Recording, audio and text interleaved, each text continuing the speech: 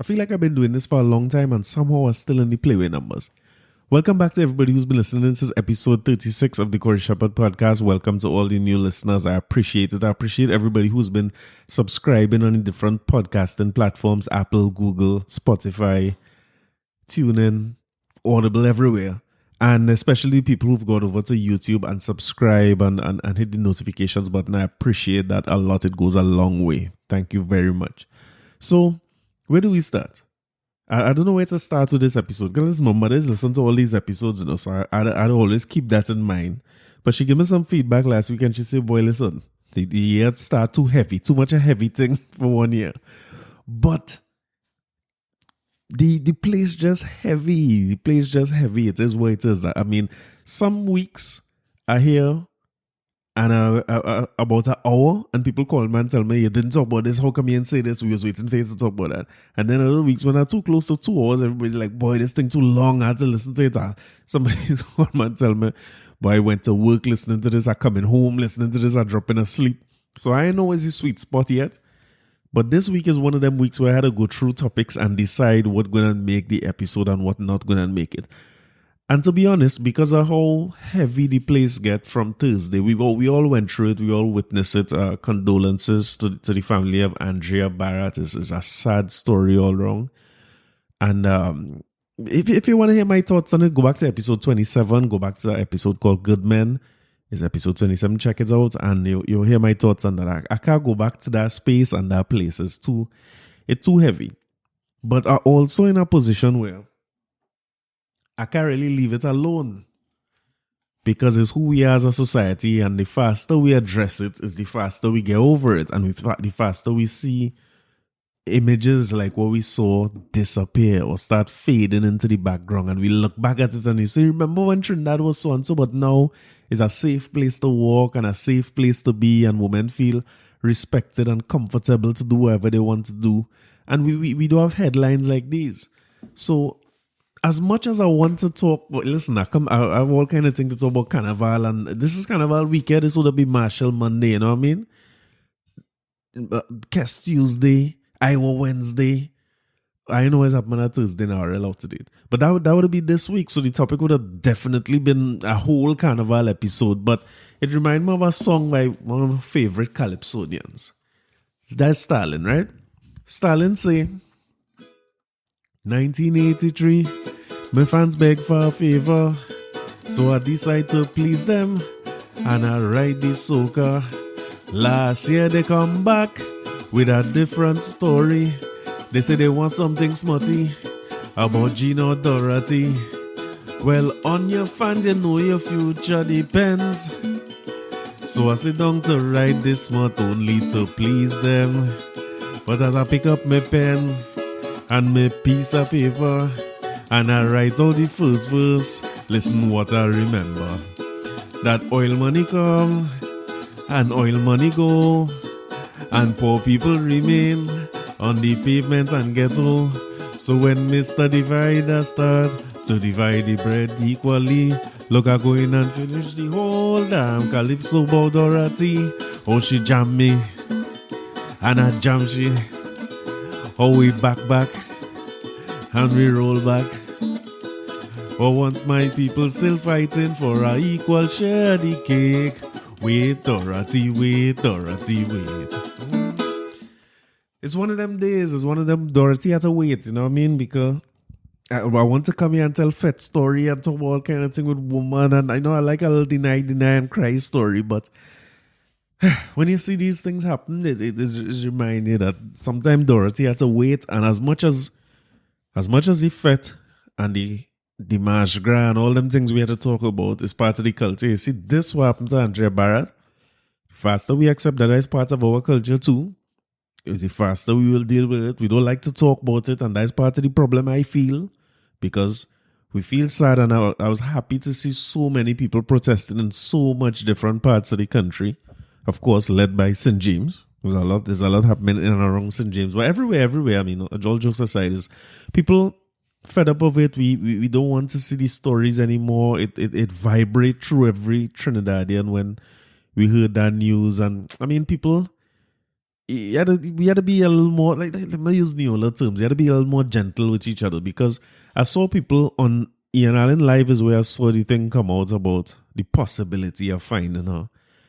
And people who on the live saying, oh God, I hope it's not Andrea. And oh gosh, people jump down on them. And I understand why, no doubt about it. Because I mean, it's still somebody who found. It's sad, but you don't understand how people feel. And I don't think what they meant is, I hope it's not Andrea. What they meant is, oh gosh, we praying for this girl to be alive. And, it would be so sad if it's her body. And we see it now where more bodies being found in that same space up in a repo or up on that side is who we are. Sadly. I mean, it's part of our culture, and as with different parts of the culture, I hear every week talking about different ways we could boost up different parts of the culture, the calypso, the soca, the art form, and everything. It's the same way we had to get rid of parts of our culture, but to be able to get rid of it, we had to admit that is who we are. So, I mean, again, go back to episode 27, Good Men. Check that out. You'll hear my feelings on that. And other than that, condolences to her family. It's really a sad day for all of us. And I think one of the bright spots out there that everybody was talking about on social media was WPC Katina Williams. The way she stood by that father. That's no easy thing for no father to go through. I can't imagine it. And she just stood there and she hold him, you know what I mean? She hold him up. And I find that was admirable. And just purely coincidental, today, I went in a very popular bakery in Trinidad and Tobago, right? One of the most popular bakeries they have, right? I just going to get some tea. And they have the little meals, the grab and go meals, and there's warm it up for you. So I get the meal and I stand up there waiting for my chance to get them to warm up for me. So somebody else ordering ahead of me, but I'm trying to get my stuff warm. So I wait in there and my AirPods in my ear, so I can't remember what I'm listening to. Probably music blasting in my ear, but above the music I hear like a tumbling, like somebody fall. And by the time I turn, like an old man fall on the ground. An old fella, if I had to estimate his age, definitely over 60, probably heading towards 70. And the man lie down on the ground. Well, I make a step towards him, but they had some people who were in front of me, so I kind of assumed that everybody would have rushed to the man aid. But when I realized, like, everybody, and I don't want to say it's not like pull out camera phone kind of thing, but it's like, I was wondering if everybody was in shock or something, is that and I didn't hear the noise. I keep that in mind because my AirPods on. I suppose if you hear all the noise and the commotion, it could come as a shock to you. But I went up and I was like, Dads, what's going on? And he was like moaning in pain, like groaning loud. So my first thought is like heart attack or, like what going on? And then the lady who was closest to him said he tripped on this little basket here. And I think, in the moment there, I think to myself, well, why nobody not help? Why like lots of people not rushing to help him? But I mean, when I talked to him, I think he couldn't really talk. But it didn't seem like he needed that amount of help. But I helped him up, and think when I helped him up, he showed me like he had surgery and hip replacement. He pulled up and he showed me the scar, like he couldn't even talk. I don't know, you're frightened and them kind of thing, or your heart racing, you're falling in some pain and all that. It was a real struggle for him to get. Because Pops, I ain't lying, Pops in the gym too, because his legs might be a little weak, but Pops' upper body a little strong. So it was just when you compare and contrast WPC Williams to what happened in that bakery today, there's just two things that kind of came across my mind, and I decided to talk about it here because I found it so strange that somebody who older fall like that. And at one point I see him when he done up, he almost upright, and he picking up the basket now to carry it. And I said, no, let me carry that. You don't worry yourself. You just catch back yourself, lean up. You don't worry yourself. And it was so odd. Like the staff in the place didn't know what to do.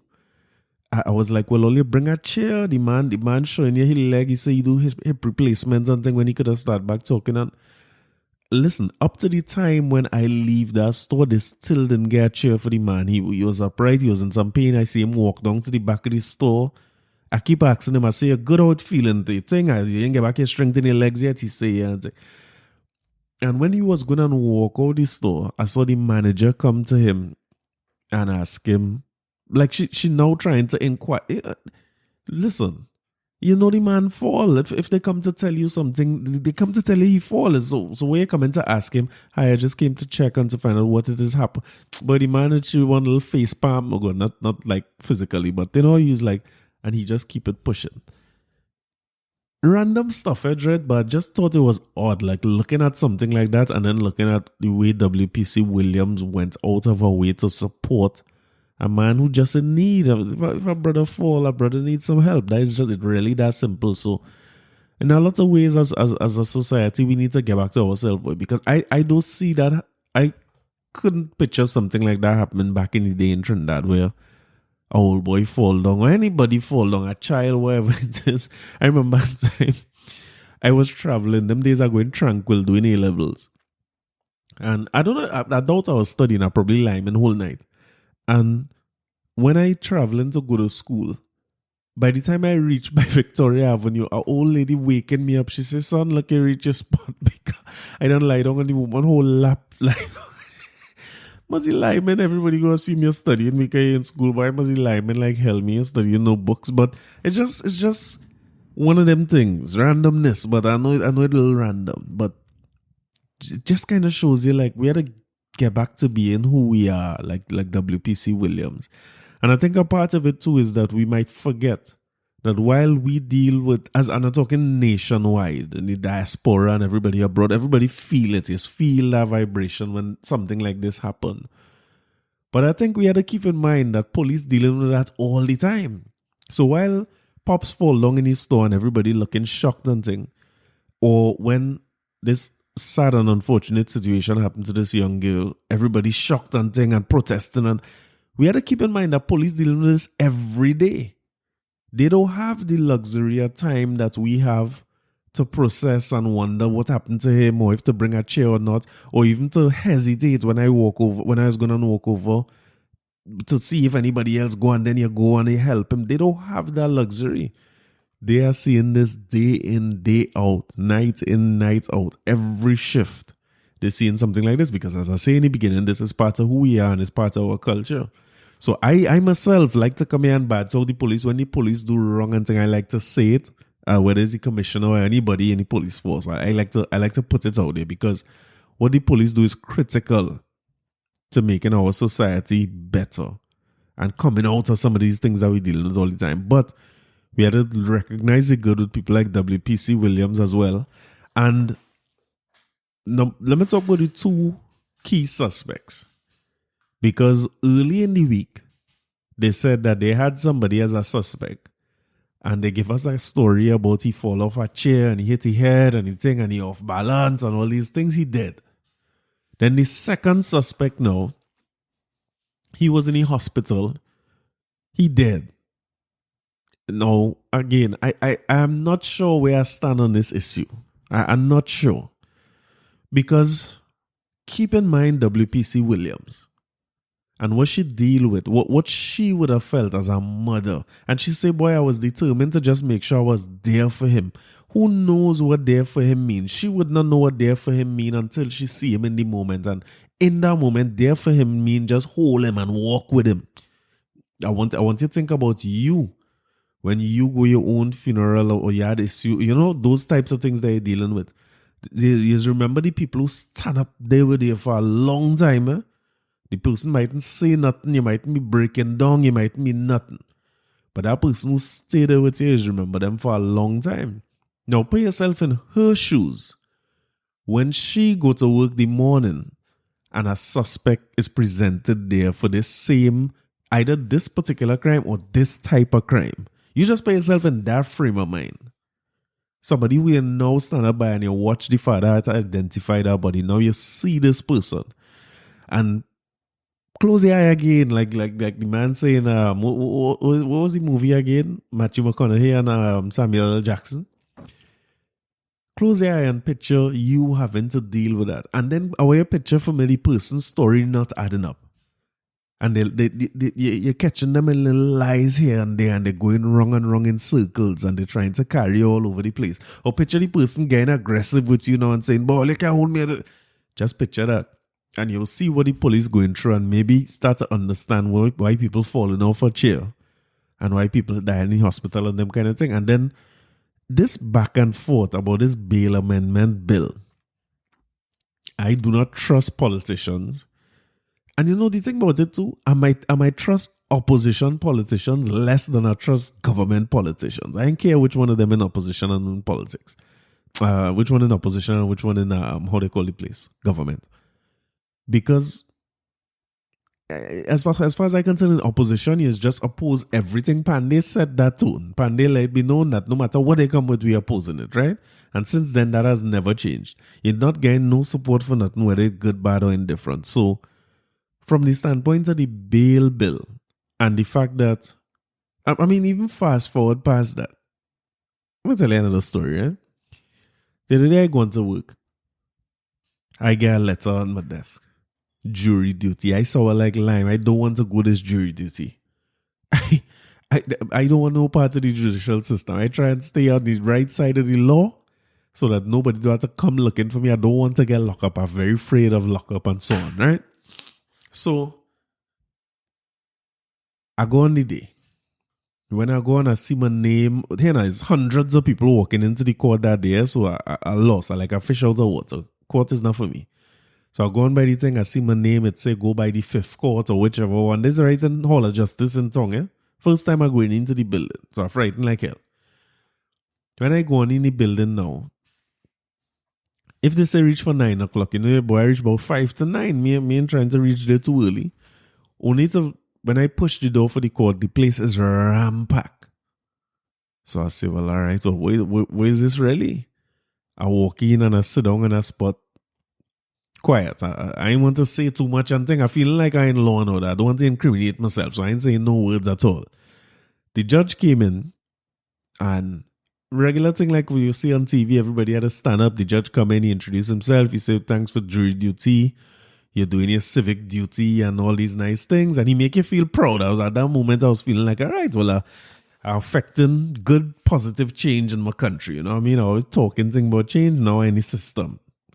So it just so happened, because the courthouse was full, the seats that we end up in, because that was the only seats available, was the seats where the jury would typically be in. So he asked us to clear those seats and come on the next side of the court. I walk around on the next side. They had some free seats and thing. We sit down there. Now, while I sit down there, he say, well, he let us know that, as people in the jury or potential jurors, I forget what he called us. He say, keep in mind you didn't do anything wrong. You're here today. You know what I mean? You're doing a good job and all that nice thing. While he's saying that now, I hearing like shackles is unbuckling. I hearing people getting unlocked and chain falling and people say, I say, but what going on here? It's right by the door I sit down with the accused and them had to pass through is unbuckled. What is called that? They take off all of them handcuffs and they think. And these men walking in now, I say, but what is this? So I try to turn my face a kind of way because I frighten me when nobody see me. I find jury should be behind a two-way mirror thing. I guess you had to see the people who try and thing, but I was frightened. These men and them walking and thing, and listen, it ain't good to stereotype and thing. There's a lot of criminal looking on this is on their face. It's face of criminal. So I frightened. They put these people to sit down. Now the box in the middle, I guess, where if you want to call it that, there are a whole set of seats in the middle that directly facing the judge. That is where the lawyers and them go in. And right behind that have an excellent closed box that the prisoner's spot.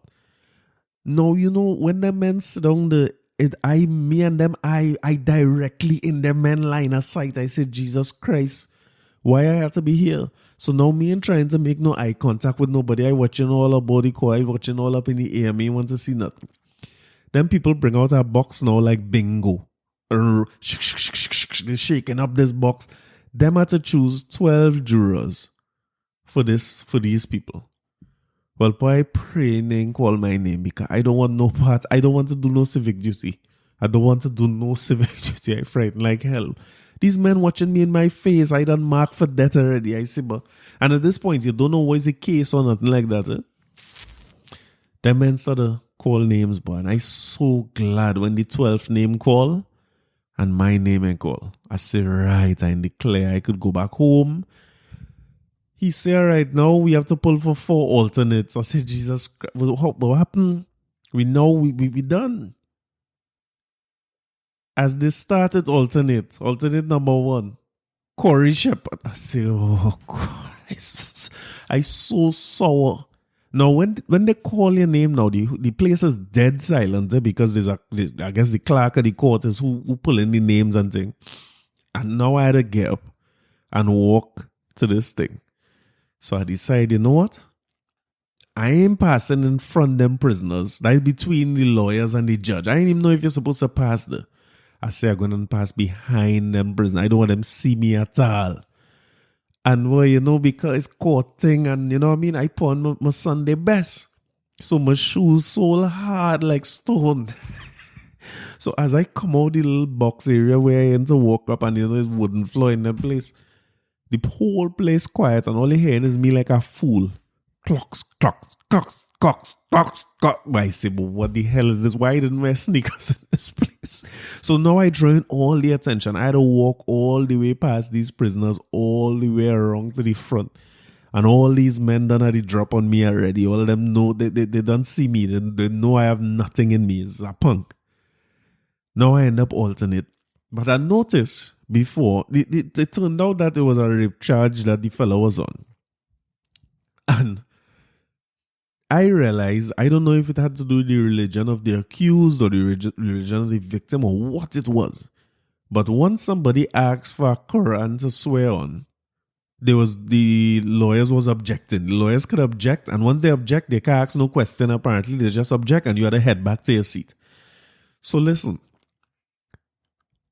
every bone in my body is saying, when they ask you what to swear on,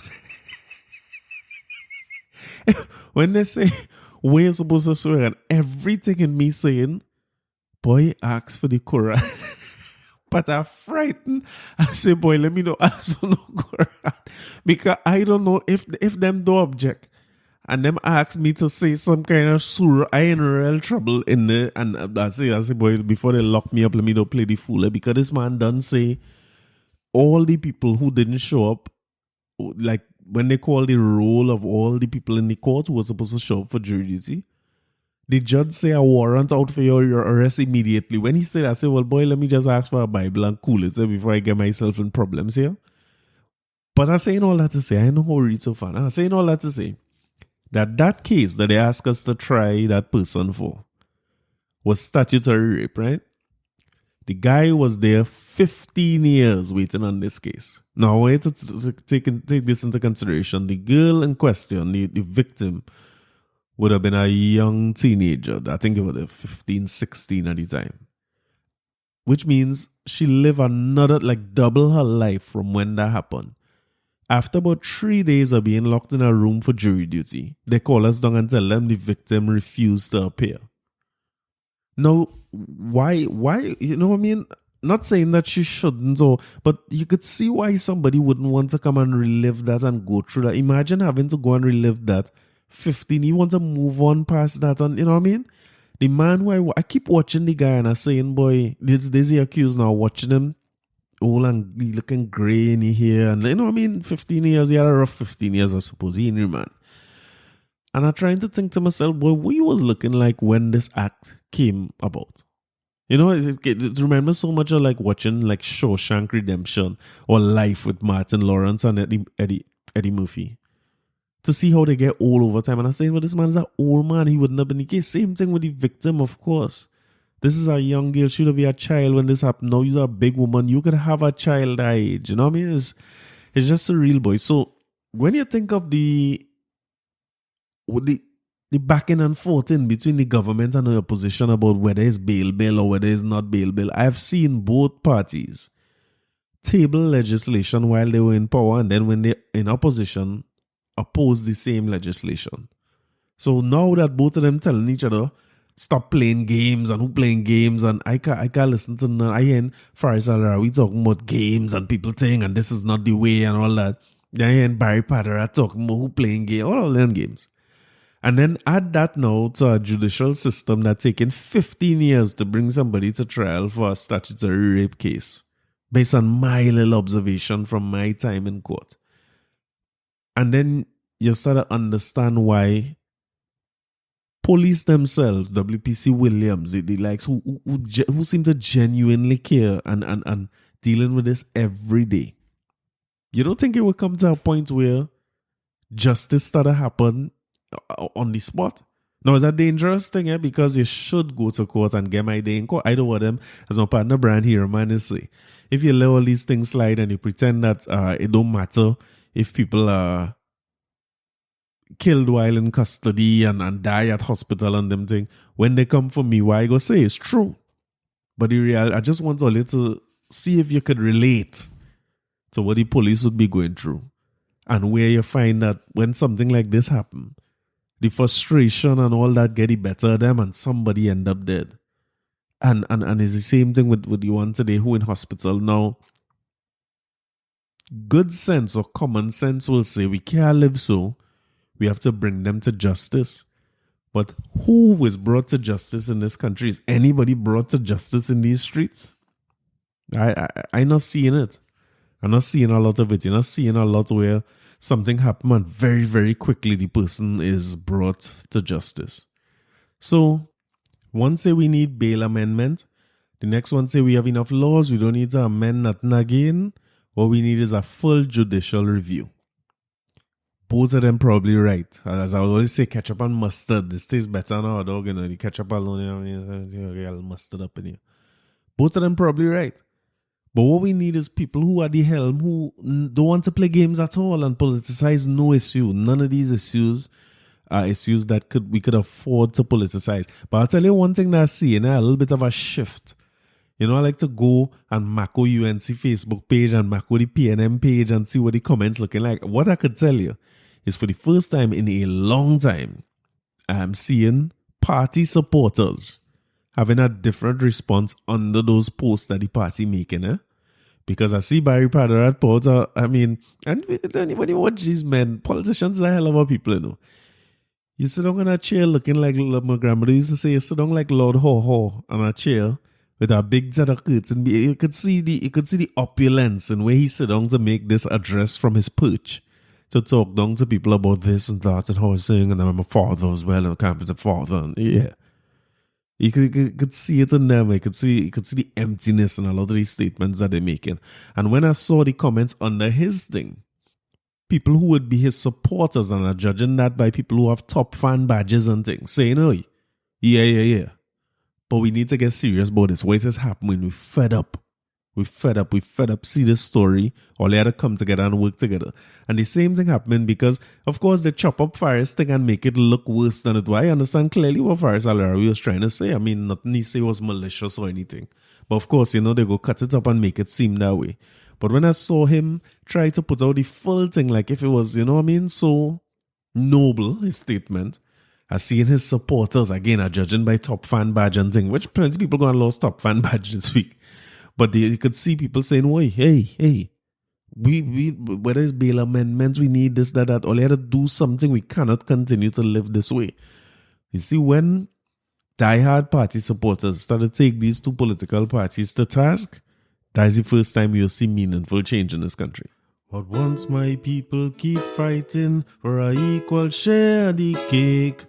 Wait, Dorothy, wait. Dorothy, wait. It's Dorothy time now. So, they have online road match, right?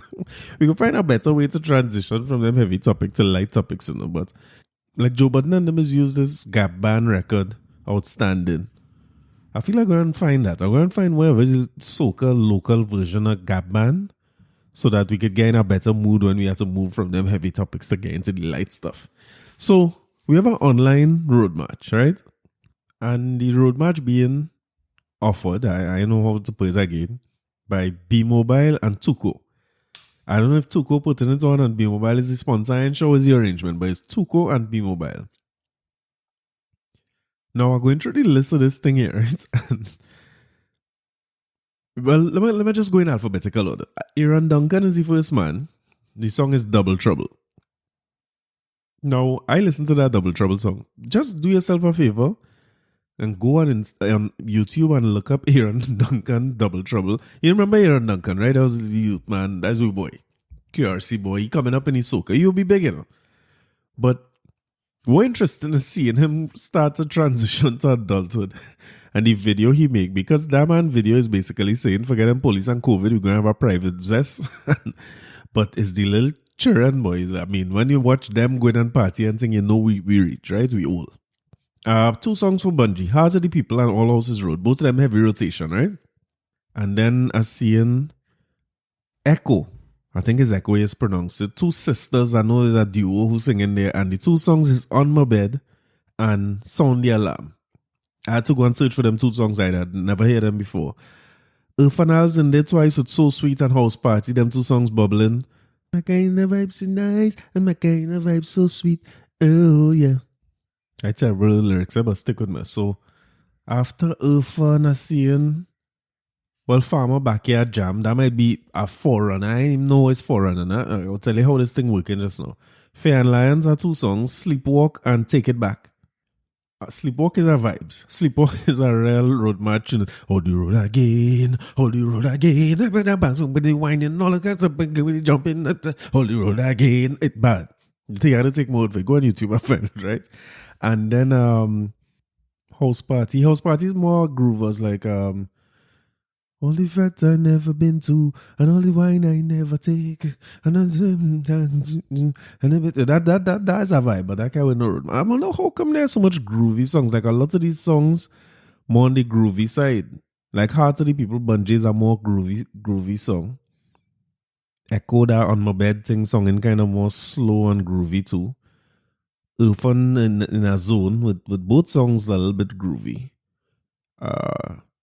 I want KMC. That's the next kind of road march song. If I had one wish, there's a mashup place, jump out. Now that song is too much for me. I too old. Jaiga. I didn't even know Jaiga sing this Jam on the Inside song. That's the next song, bubbling on the rhythm with that farm and happy backyard jam. Let me take a jam on the inside. We have vibes. We have enough energy and girls on the inside. That bad. I know even that on backyard jam. I guess it's a COVID road march, yes, so it had to be about COVID and that kind of thing, I guess. I don't know. Mr. Grill coming down. All right, Mr. Grill. You can take your word for it. Yeah, MX Prime and Ultimate Rejects with Mad City and Torture. Both of them songs is vibes though. Both of them songs kind of upbeat. This at least of everybody who's submitting two songs, MX Prime seems to be the only one that submit two genuine road mad song, because listen, if they had any carnival, even if they have a carnival later in the year, you see that take a jamdemic in the pandemic and live in a mad city. We live in a mad. Them figure out how to make. Because when you go back to anyway, let me finish the list first, right, before I go down the road to MX Prime. Olatunji had two songs, Rhythm We Want and Don't Stop the Carnival. That Don't Stop the Carnival is a vibe. Swappy God is a Trini is a vibe. And Trinidad Ghost with Wicked Gal and Pocket Empty. Them songs more, neither of them songs would not really work on the road if you ask me. But yeah, I was talking about MX Prime before I get into the mix with this, how they doing this road march. When they had done Jammin' Still, what was the correct name of that song, boy? What that song was the fastest song, eh? Because if I'm not mistaken, that year Marshall had, it was Advantage. I can't remember what song it was, but that MX Prime was not stopping. That just continued to build. From the first time I heard it, I know it was something, eh? But that song continued to build and that song gonna last forever. And I guess they kind of figure out how to make a song, like they find a space between groovy and power, maybe is what I'm trying to say. I don't know if that make any sense. Hopefully somebody who know about music will tell me if that makes sense. But they find a little space between groovy and power where it's not a jam down a set of thing and you feel like you're going to get a mild heart attack by the time you finish listening to the song. It have a groove into, like even when you listen to Mad City, it's over fast, like they're trying to kill you and you're not feeling like the music, everything song and speed up on thing. It's a nice little groove, it quickish, but it's not a groovy, but it's not a power. But anyway, to win this road march, because we are no road march, right? Of course. So you had to text the artist code. So every artist have a code to the name, right? So Aaron name is Aaron. They say I hear Hoppy and them say he in the lead. So maybe that's why he in the lead, because he's the only person who his name, yeah, Swappy too. Swappy is just Swappy. Jaiger is Jaiger. Oh wait, now Marshall in here with private party. I miss Marshall totally. Just first I studying Mr. Grill. Marshall in there with private party too. But the thing about it is this, right? The road march is $100,000 you're collecting when you enter this, or when you win. And to vote for who's the road march, you have to text the code, and you can check this on B-Mobile Instagram. You have to text the code to 7684. I don't know why I'm advertising this, like if I work in the... But the thing about it that I find funny is this. Every time you text, the text costing you $2. Now, I want to know who getting that $2. The artist going to get 100,000, right? No, think about it. For them to raise 100,000, they only need 50,000 texts. That's $2 at a time, right? They're going to get plenty more than that. They must then get more than that already. So I don't know if it's a split between Tuco and Bimo, but I would love to see the splits. Let me see who collecting what out of this thing. And then the 100,000 going to them. I'm not sure if the 100,000 is a government grant or it coming out of this money that people texting to vote. But I do find it's a little bit of an awkward one. And I guess I'm glad they're doing something, because it would be nice to see a road march crowned. Like the only year since they start road march, the first year I see in road march is in 1834. You'll tell me if you know this song, right? I'm sing that in a key, I could sing it. Mete ye levwe, mete leve by Congo Bara, judge and jury go charge you for murder. Mete ye levwe, mete leve by Congo Bara. That's 1834. And I know my patois is terrible. I'm pretty sure I have all that whole song wrong. But when they start in 1834, they have a few years that they're missing where you're not seeing exactly who is the road march winner. So, for instance, I see in Congo Bara in 1834, the next thing you see is 1897. But from the time it started to become a regular thing, it's really just World War I and World War II where they miss out road march. And even during World War II, they have Wikipedia showing some unofficial winners, even though they had the war. They say in Kitchener, green fig. Mary tired and disgust. Don't boil no more fig for my breakfast. I never hear that. And then rum and Coca-Cola, that's Lord Invader. 43, 44 is brown skin girl, stay home and mind baby. King Radio. And then Roaring Lion in 45. Whole day, whole night, Miss Mary Ann. She down by the seashore, she's safe and sound. Remember that? And then, like when you come up through the years, right? Another kind of weird one when you look at the road marches. If you go to 1955, you'll see Urban Kirchen Children's Choir with Happy Wanderer collecting a road march. And I think that was what forced them to say, or what caused them to come and say, listen, it's only local songs will be accepted for the road march title. And that ended up sticking up to today. Although I find personally, road march should be open to anybody who's singing soca. Maybe they should say soca alone win, because the Children's Choir wasn't no soca. Now let me play a piece of it for you so you can hear what it's song like. And again, a kind of soca-rized version, right? I love to go a-wandering upon a mountain track, and as I go along my way with a knapsack on my back, Valerie, Valara, Valerie, Valara, ha, ha, ha, ha, ha, Valerie, Valara, with a knapsack on my back. Imagine that coming on with road march, and a man like Rupi can win a road march on Alice Nines. But a choir from Germany have a road march under the belt. But long story short, you had to text your $2 to win this thing. I just trying to figure out who, number one, how they decide who ended up on this final list for road march. I don't know if this is all the songs that submit that they want to participate. And if they did, I just waiting to see people Ravi B the thing and Bob Wallet. Remember when Ravi B?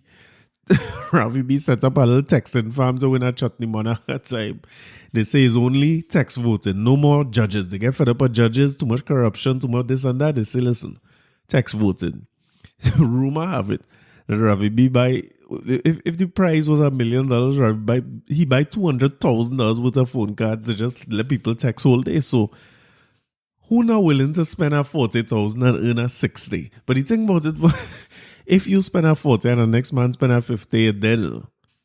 So it's like, who willing to outbid who? Or maybe, you know, we could do? I could form a Reddit group, like how them men went and bid up GameStop. I could go and form a Reddit group and see if we could go on. Let's see if we could do that. Let's see if we could just get an outsider to win. We will just all of your text ECO1 EKO1 to to code 47684. Let me see if Echo and them could win a road match now, man, and see how it go. But again, by the time I see you all in next week, we well into the counting for this road match. So I'm glad that something happening at least. But text the win road match. I know how that prize will look going forward. Now, on the topic of fetes, a few fetes happen over the virtual fete, trying to keep pace with the virtual fetes, right? So, Preeze had a online concert. My main complaints about the online shows is that you had to keep it tight, boy. I think if Illusions teaches anything, if Nadia Batson teaches anything, Nadia Batson is an absolute legend. Nadia Batson and her band put together a show there that, I mean, you just had to watch it. It's enjoyable from beginning to end. The flow of it just keep going through, especially where your show produced. It don't always have to be live. I didn't really see the value of doing it live. Yeah, you could just pause a show, man, and leave it for people to take in, as I was saying last week. But Blacks did his show that was in Napa or Queens Hall. And it was streamed as well. You could go on YouTube and take in. At least when I started recording, there were different clips from different parts of the performance on YouTube. And I think it was real good. Nice put together. Nice to see Blacks back up there again. And I saw he had Karen Ashe on the show. Karen Ashe always singing great. Well, Karen Ashe fighting. I know if Karen Ashe fighting people or people fighting Karen Ashe. Because she went singing Sandra funeral. And like people was vexed. They say too much bobbies in the outfit. I think she looked good. I mean, she have a kind of hot girl thing going on her Instagram and things. So they'll leave Karen Ashe alone. Karen Ashe do a rendition of Voices in the Ghetto. And there was a viral clip going around with her and singing Sandra, sort of performing that song together casually. It looked like Karen Ashe was in a wedding dress or something. It looked a little weddingish. And they were singing Voices in the Ghetto, kind of back and forth between each other. And you could see the vibe and the love they had for one another. So I don't know why people would think that she was so disrespectful at Sandra's funeral and all that. But anyway, at that Black show, Karen Ashe do a real good rendition of it. And I mean, Blacks and them know it's upon a show. I think for the online shows, maybe 45 minutes to an hour. But I mean, who's me to talk? I talk in here for an hour and a half, comfortable every week. So it's just that after a while, it's get a little difficult to watch. Now, I promise only some Fete Chronicles, right? And I've fallen back on that. So I want to go back to some fetting days back in the day. And like when you look at how Fet's transition from what would be the service fetes, fire service and army fete and who else we had? Flour mills, Carib. Those fetes was them fetes was a whole different energy and a different vibe to the fetes that we see in today. But you know, the thing about it is the violence and thing mash up some of them fetes. Like I wonder if you remember when pickpocketing was a big problem. Look how you don't see that again. I wonder if they still have that. Like, I can't tell you last time I went to a fete and see anybody saying they get picked and them kind of thing. But as some men used to study the art of pickpocketing and they used to come in a ring, like plenty of them in the fete. And you have your wallet, that gone. And they used to just throw up the thing on stage. I think I talked about it here already. I remember Anchorage, one of them fetes where like you're just seeing wallets flying up on the stage. It was ridiculous. Every time the announcer come on, he have about 20 wallets to pick up and just make announcement for people ID because they're taking your money and they fling your thing and they say, I mean, thank God they gain you back your document, your license and them thing and maybe even your bank cards, whatever else, and they fling everything back on stage. So I guess Stephen get high tech now. They're skimming ATM card direct from the ATM and that kind of thing. But back then, the pickpocketing was the thing.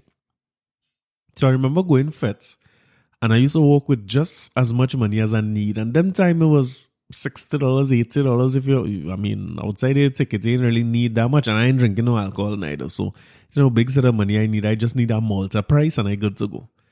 But I remember one particular story going on a licensing fete. And this might be what make me stop going all them kind of fetes, them big fete and thing.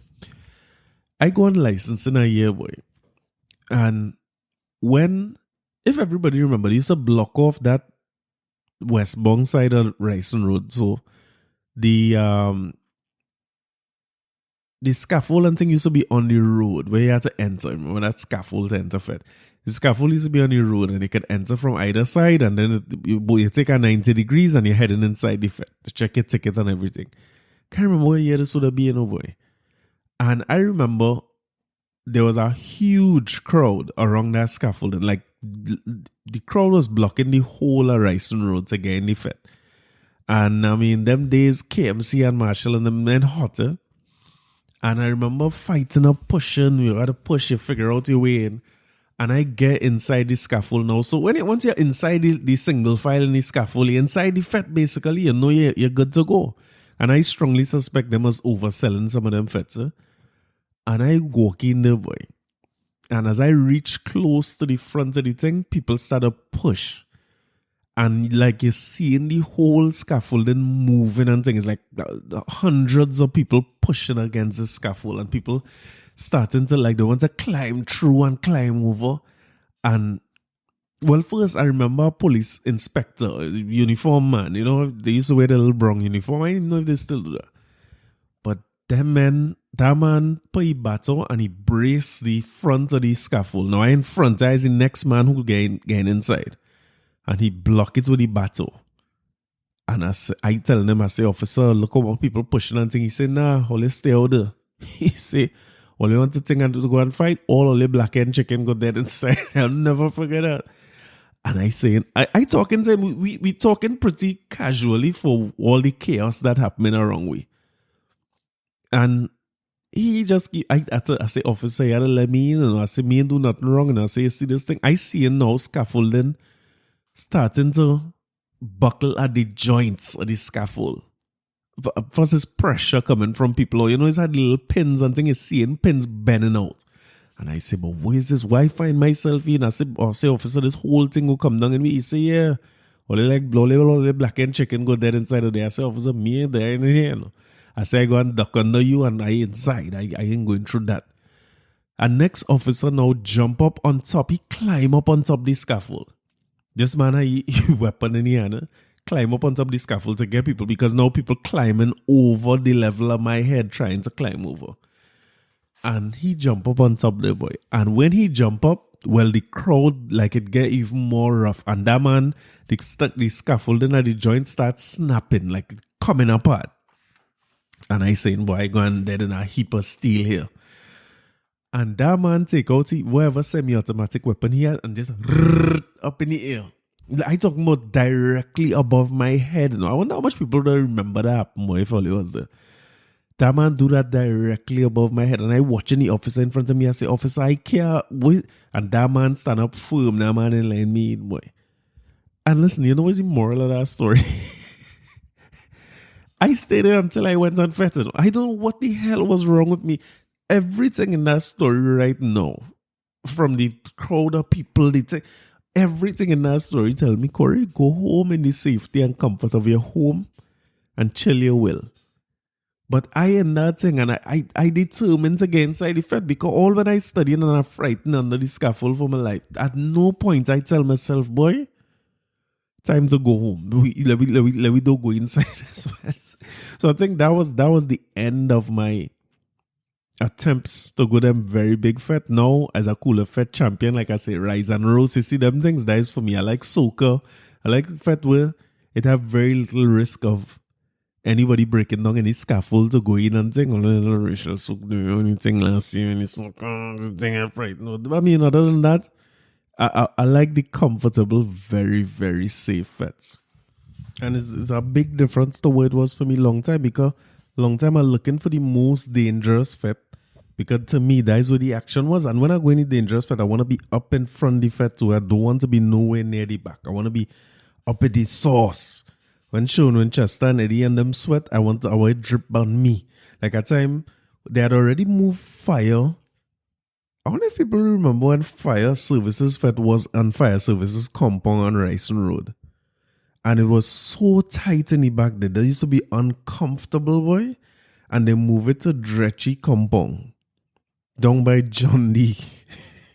And next time I lime in good, And I lime up by a girlfriend friend up in La Hocketa having a little house lime and thing are good. We good where we is there. And I keep telling them in the lime, I say, me care what time this lime done. Tonight is fire. I used to like my fire fat too, And I leave up there to travel, go City Gate, traveling now, come down Ryson Road, jump. I wonder if I was traveling, I was driving, boy. And I jump out on Ryson Road to go Dredgy Compound. And at this point, fet nearly done. And that man, a policeman by the back gate, there are no scalpers, there are no more ticket. Fet nearly done. This must be done 2 o'clock, 3 o'clock in the morning already. And I stand up by the back gate. If you remember, back in the days, I don't know why they used to do this. But back in the days, after a certain while, the Fete gate used to open. So, like maybe an hour before the Fete done, it used to just open out. I suppose it's for the exit. I don't know. They still do that? That was a real weird thing. They just used to open the venue after a while. You could still catch a little hour of Fete. And I remember going by the back gate there, waiting to get in, me and a bunch of people. And it's the same thing. So I don't worry if there's a look on my face now, the police saying, we ain't lining none of all the black hen chicken, all they come to thief people, all they come to pickpocket and thing. I said, well, look how I leave my mother good house. People just call me black hen chicken on a regular basis. But them fets was just different, boy. I mean, I don't know if we could ever recreate them days. But I remember that a certain guy by the name of Gypsy and a certain guy by the name of Colin Lucas, long before they came and make an announcement that it had a Dimash Gras, they said that what they was doing was some archiving and some presenting of carnivals of old to the audience today. But to be honest, I really ain't seen nothing coming from the NCC saying, okay, every weekend we have a show, so this one will showcase all the fetes, the big service fetes, something like what I'm talking about here. This one will go through the road marches over the years and show you some of the performances in the savannah, or go back and show you how some of the earlier road marches would have been played on pan on the road and thing. Because coincidentally, I was talking about our urban Kirchen children's choir. The year after that was 55, 56 would have been Gene and Dino. So it's like, no, I thought that NCC, even though I was a little sour that they just decide that they ain't doing nothing. I'd like the idea of them saying, okay, we're going to dust off some of the archives and present to everybody, and we could see some of that. But I'm not seeing any anything. I don't know if they're saving it up for this week. I mean, there's Carnival week, so let me get them the benefit of the doubt, right? We still have Tuesday, Wednesday, Thursday. We have some time. So maybe they will like go real archives and educate some of us about what is the history of our carnival and our road march. And let's see, did we give them a week? Let's see, we could talk about it again next week. Now, back to the local news, right? Coming off the entertainment scene for a little while. I see DSS back in the news again for all the wrong reasons. Nobody ain't collecting nothing. It's a good thing it's no carnival this year, because you can imagine people waiting for their carnival and their fete money and their costume money. They don't mean the back end of their costume money. It would have been dark. Very, very dark. But I see they went and lock up Preeze again. So they got, I don't think they lock him up the first time, but they raid the place. And this time he arrested and gone down the road. And in true Trini style, just like what we were talking about before with 2 suspects dying in police custody. Well, one in police custody and one in the hospital, still in police care and custody, right? Who died in there. It's a similar situation because all you hear was Preeze get arrested. Of course, you're hearing it now from the MYOB Entertainment and the news before the news and these people before you're hearing it from the official news source or from the police. And they basically saying rumor have it that Preeze get arrested. After that, the next thing we start to hear is that the man got a heart attack while in custody. I say, oh God, boy, listen, this man under pressure. The man running the DSS something. If as far as I'm concerned, is like if people putting their money in there and they're going to lose their money, and you tell them many, many times where's a pyramid scheme and where's a Ponzi scheme, and they big grown people still want to go and invest in it. It's up to them. I ain't see why we making that a problem where we don't want to be investing as the taxpayers' dollars to lock up this one and that one. But I mean, maybe they see the bigger picture and I not. But they seem to have caught up with him, whatever it is he do wrong. Because remember that the man money still in custody. It was supposed to be released sometime, if it was not late January, it was early February. They get it extended and they still have the money. And they go on to lock him up, and poor fella. You know what I mean? You get chest pain and heart attack and all these things and you end up in the hospital. Of course, in this day and age, nothing can stay in the dark for too long. So in no time at all, a video come out showing you Preeze. Now, the video, he get real rough up in the video because, you know, if your hands cuffed behind your back and somebody dragging you up from the ground, that had to be painful. And he himself fighting up a fine fast soldier, you know, good fight, you know what I mean? And then, come on, man, how much he has now, he's saying police versus soldier. Soldier is supposed to be fitter and stronger and all these things, but boy, they drag him up and down, they carry him inside. I think they lose between cameras, you're not seeing exactly what was going on inside. But when you hear the people from the, you hear, like I saw on Aisha Wells' page, like somebody text her and say, hey, I's a nurse in the hospital here and we know her Preeze here. And the marks we seeing and the little damage he have on his body, that look like licks more than anything else. And then so then his lawyer come out and say, listen, he had no heart attack, none of that is true. But you know, he have bruises about his body and they're seeing what appears to be blood on his clothes and they have questions about that. And I mean, maybe I need to be a fly on the wall because I want to see where this DSS situation will end up. Like, I'm intrigued. I'm curious about it. Because they seem to be putting a lot of emphasis on making sure that this go down. And they're claiming that it's tied to money laundering. I think the charges they lay on him is money laundering charges. So again, these fellas have more information than me and you. So I'm hoping to see what it comes to. Because I get the impression that at some point they have to release the money. Because if everybody went and put money there on their own accord and get receipts and he showing where the money coming from, then I mean, in theory, nothing illegal was done. But they seem to want to put something on him. Or I had a theory at one point too that is himself tell himself, you know. I had a theory too that, boy, listen, if we only collect 20 million and we owe in 120, the best thing to do is to let us seize that money from ourselves, or let's lock ourselves up for a while and then we come out in the clear. But it's one to keep an eye on because at some point during the course of this week, more has to be revealed about what exactly they're going after him for and that kind of thing. So it's another one of them we keep an eye on that story. Now, although the numbers, like going back to the COVID numbers this week, is a long time I didn't watch that press conference and thing, but I glimpsed something recently that said the COVID cases, number of new cases is 0. So I started to get excited one time and I see the Helsing and them talking about vaccines. So I say, well, we have a week again. We could have a little vaccine juve or something. A little juve in our bubble, but I guess that ain't happening. But one of the things that really helped me with this COVID time was Yellow Cow TV. And gratefully, Yellow Cow TV is back. Thankfully, they extend the episode length too. So this episode with Lyrical is long. I think Lyrical had a show. I forget Lyrical. Lyrical had this show this week too, and a nice, like, well-organized show, well put together. I find Lyrical to one of the better ones too. Yeah, but he was on Yellow Cow TV, and it was really just interesting. Like, I like seeing the inside of the way artists talk to one another and the way they vibe and that kind of thing. And I always find Lyrical, always see they put Lyrical and Skinny Fabulous is the same person. I've been saying that for years. Two of them is, I don't know if anybody ever see them in the same place at the same time, but yeah, Lyrical and Nadia Bats never seem to have a real good relationship, like friends. Two of them is partners. Both of them appear on each other virtual show too. And you could see they're cool. They're talking about their friendship outside of the music. And I really find it was a real interesting story they tell about a Black to Blue. That's something I was really trying to figure out. I need help from a promoter to understand like how would they go about deciding who performing at events, boy? Because what she was saying was she was already in. She was in the mix and she was booked for everything during the carnival.